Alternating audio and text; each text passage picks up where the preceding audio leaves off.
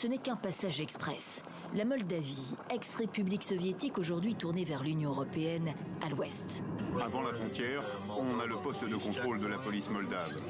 Direction la Transnistrie voisine.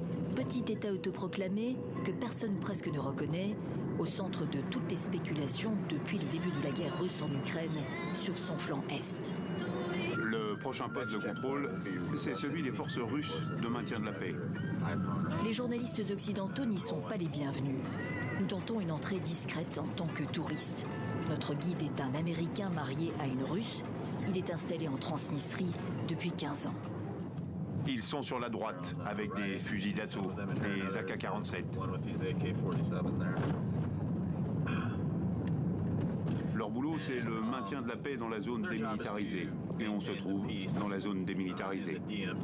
Quelques dizaines d'hommes se croisent dans la zone tampon depuis la fin de la guerre de 1992 entre Moldaves et sécessionnistes. Une paix fragile. Et là, on traverse le Dniestre. Les Russes sont postés des deux côtés du fleuve. Et le prochain barrage, ce sera les agents d'immigration de Transnistrie. Il faut préparer les passeports. Et donc, qu'est-ce qu'ils cherchent? Des armes, tout ce qui est lié aux médias, des caméras. Ils anticipent des provocations. Donc, ils sont à l'affût de tout ce qui pourrait entraîner des provocations.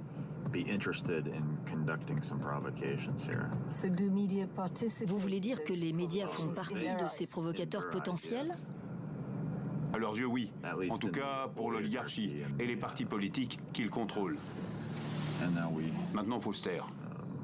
L'immigration est sous contrôle du KGB aujourd'hui. Si vous avez de l'argent, vous pouvez faire pression sur qui vous voulez. C'est aussi simple que cela.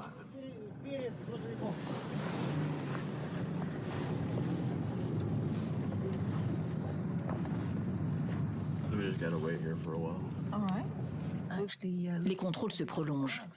Notre guide ressurgit environ 20 minutes plus tard.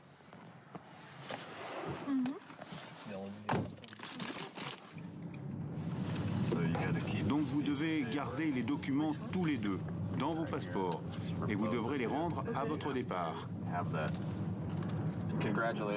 Et bravo, parce que c'est la première fois que traverser prend autant de temps. C'est à cause du conflit en cours. Tout le monde est très tendu. Ils ont vérifié dans leur base de données. Ils ont des listes noires de journalistes. Le monde entier cherche à peser sur cette région.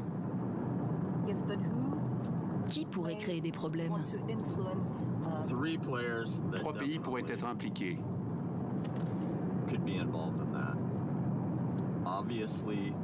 La Russie, l'Ukraine et la Roumanie. Et quand j'ai déménagé ici il y a 15 ans, j'étais loin d'imaginer que je me retrouverais au centre du jeu géopolitique mondial. Celui-là, il était facile.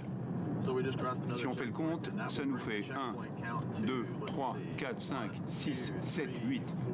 8 points de contrôle de l'entrée en Transnistrie jusqu'à l'arrivée à Tiraspol. Nous resterons 5 jours en Transnistrie.